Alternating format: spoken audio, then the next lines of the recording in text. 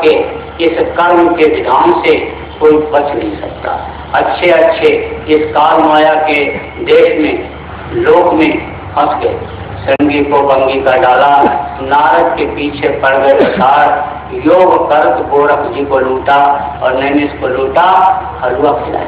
तो जब ऐसे ऐसे ऋषि मुनि योगी योगेश्वर निकल नहीं पाए तो अपर जीव के लेके मानी। हमारी आज की क्या जन्म पूर्ण फल नाते कमाई। जब संतों की दृष्टि से दृष्टि मिलती है तो करोड़ों जन्मों के पाप नष्ट हो जाते हैं। अब वो लाभ हमको आपको नहीं मिल पाएगा, क्योंकि उनकी दृष्टि से दृष्टि नहीं मिल पाएगी, वो आदेश हमको आपको नहीं मिल पाएगा। लेकिन अंतर में आदेश भी मिलेगा और अंतर में आपको सेवा का मौका भी मिलेगा और अंतर में आपको दया भी मिलेगी। जो तरीका सुरत शब्द योग का उन्होंने बताया, उस सुरत शब्द योग की साधना आप सब लोग जरूर करें।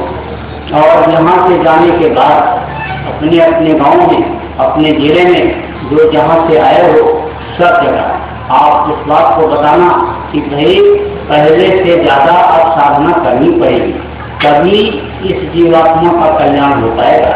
और अगर ये फंस गई तो फिर अब दोबारा जल्दी मनुष्य शरीर मिलने वाला नहीं है। तो इस चीज का आप सब लोगों को ज्ञान कराना, उनको याद दिलाना है और उनको ये बताना है कि तुम सब लोग एक निशान, एक ही साधे सब चले और सब साधे सब जाए। गुरु के वचन को याद रखो और गुरु की वाणी पर अमल करो और गुरु के बनाए हुए नियम का पालन करो। गुरु की जो मर्यादा है, आम बाम शान है, उसको बचाए रखो। लोग ये न कहने पाए कि गुरु के भक्त बिछड़ गए, गुरु के भक्त बिगड़ गए, बाबा जी के शिष्य ऐसे हो। आप इस बात का सब लोग ध्यान रखो कि गुरु महाराज की मर्यादा को आपको बनाए रखना है, संयम से काम लेना है। आपातकाल जब स्थिति होती है तो उस समय पर बहुत ही दिल दिमाग बुद्धि का इस्तेमाल आदमी को करना पड़ता है। हमने तो गुरु महाराज के शरण में आकर के बहुत सी चीजों को देखा, सुना और समझा। तब 1973 की बात है, यमुने का फार्म भर करके मैं हरिद्वार गया। हमारे पास में सत्संगी ऐसे तो उन्होंने प्रेरणा दिया कि बाबा जी मानो यज्ञ करें। हरिद्वार गया और वहीं पर ना चाहते हुए नामदान लिया। नामदान लेने की इच्छा बहुत अधिक नहीं, लेकिन सत्संगियों की प्रेरणा हुई और गुरु महाराज की दया हुई, उन्होंने खींचा। मैं अपने आप नामदान लेने नहीं गया, मुख्य बात आप इसको समझो, लेकिन उनकी दया थी। और उसके बाद में फिर सेवा का मौका मिला। उसके बाद में यानी एक नौजवानों का कार्यक्रम, विद्यार्थियों का 74 में बलरामपुर में हुआ। उसके बाद में एक और कार्यक्रम हुआ, यानी अक्टूबर के महीने 30 अक्टूबर को फिर गुरु महाराज ने कहा बच्चाओं में कार्यक्रम, वही अपनी टीम लेकर के वहाँ गया। तो वहाँ गया, वहाँ कार्यक्रम के बाद दूसरे दिन लखनऊ में गुरु महाराज के जब चलने को हुआ तो बुलाया, बोले तुमने गुरु महाराज की ऐसी दया हुई कि गुरु महाराज का फिर काफिला निकला और काफिले में गया 86 में 86 काफिले 86 का काफिला किया, फिर 87। उसके बाद गुरु महाराज के यही शरण में आ गया। जब गुरु महाराज के पास पहुंचा तो गुरु महाराज के पास कैसे रहना चाहिए, कैसे बात करना चाहिए, कैसी बोली बानी होनी चाहिए, तो कोई तरीका नहीं मालूम। लेकिन गुरु महाराज ने एक एक चीज सिखाया। अपने बच्चे को कोई क्या सिखाया, रोता तरफ से पढ़ाया, जाम भी कराया और खूब खिलाया पिलाया। नमक रोटी कैसे खाई जाती है, क्या स्वाद होता है, वो भी सिखाया। झाड़ू लगाने से लेकर कट्टे पेशाब साफ करने तक का तौर तरीका सब उन्होंने सिखाया। किफायत कैसे की जाती है, कमरे से निकलते समय बत्ती स्वयं बंद करते, तो जब स्वयं बंद करने लगे तो मुझे भी बंद करने की आदत बन गई। जब स्वयं झाड़ू यानी पड़ा रहता, गंदगी पड़ी रहती और स्वयं पत्ती को उठाने लगते। मेरी मुझे भी सीख मिली कि छोटी सेवा, ये जो मैं सोचता हूँ छोटी सेवा, जब गुरु महाराज इस तरह से करती तो मुझे भी करना चाहिए। आप प्रेमी भाई बहनों को ये बात इसलिए बता रहा हूँ, इन छोटी छोटी चीजों से आपको सीख मिलेगी। गुरु महाराज इतना ध्यान रखते कि काफिले में एक बार भंडारे में भोजन समाप्त हो गया, नहीं खाया, किसी ने कह दिया कि उनको खाना नहीं मिला, खत्म हो गया। उसके बाद लगातार जब मैं रात को पैर दबाने के लिए सेवा करने के लिए जाता था तो पूछते थे, लगातार 200 दिन खाना खाया, खाना खाया। बताया सरकार हम तो एक ही टाइम खाते। अरे दोपहर में खा लिया था, खा लिया था। फटे कपड़े देकर तुम्हारे कपड़े फट गए। नहीं सरकार हमारे पास अभी पहन करके आए। आप इस बात को समझो, इतना प्यार, इतना दुलार कोई क्या देगा। डाक फटकार की खोज किया, अगर डाक फटकार न किए होते, अगर कारणा न किए होते तो इस समय पर आपके सामने कुछ कहने लायक न होता है। गुरु कुमार शिष्कुम बने, गरी गई काहे खोर और अंतर हाथ सराय कर बाहर मारे चोर। जैसे कुम्हार घड़े को बनाता है तो अंतर में हाथ लगाए रहता है, फिर बाहर से ऐसे चोट मारता है कि जिससे यानी घड़ा सुंदर सुडोल बन जाए। अभी पिछले काफिले की बात है, सूरत में लोग गुरु महाराज को लेकर के और कई घरों में चले गए, तो देर हो गई लौटने में, इतना बिगड़े, इतना नाराज हो गए कि ऐसा सख्त काम। यहाँ तक के कह रहे थे तुम चले जाओ, मथुरा चले जाओ। मंच पर डर के मारे नहीं गया, जब बैठा तो बोले हट जाओ, इतना नाराज हो गए। लेकिन जब माफी मांगा तो बोले कि क्या मैं सजा देता? सजा मैं नहीं देता। हाथ जोड़कर मैं खड़ा हुआ था, ऐसे बोला करके सिर पर हाथ रखा, तो बहुत प्यार किया, सिखाया, करना सिखाया कि किस तरह से जीवन में चला जाता है। बोले हमारे आश्रम पर कृष्णानगर एक बाबूजी रहते थे, तो बाबूजी से मैं कहता था कि तुम कचहरी जाते हो तो रिक्शे पर बैठ करके चले जाओ, तो बाबूजी कहते थे नहीं स्वामी जी मैं पैदल टहलता हुआ चला जाऊंगा, पैसे बचे। स्कूटर पर परम कोई स्वामी जी महाराज चलते थे, मैं बैठा करके चलता था। एक दिन रात को 9:30 बजे ठंडे में जब वापस लौटे और उतरे स्कूटर से, तो बोले तुम्हारा तेल बचा दिया, गाड़ी से ज्यादा कुछ ज्यादा तेल लगता है।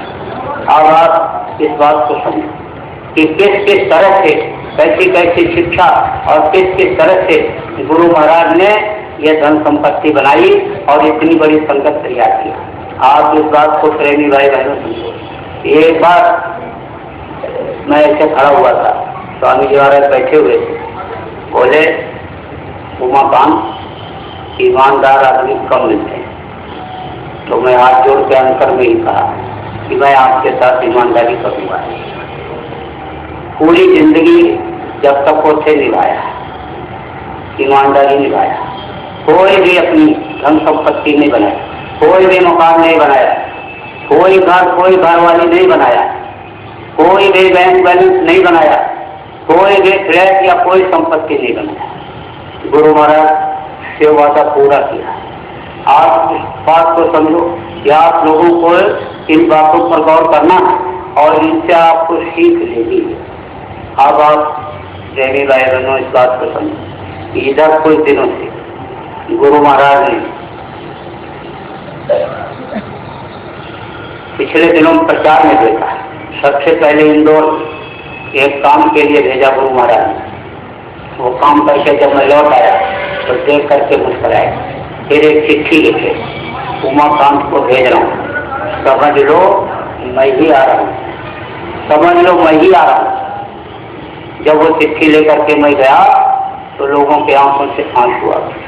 उसके बाद कितनी चिट्ठियां लिख करके गुरु महाराज ने भेजा कि समझ लो आ रहा हूँ, इनको सब समझा दिया है, ये सब बता देंगे, इनकी बात पर विश्वास करना।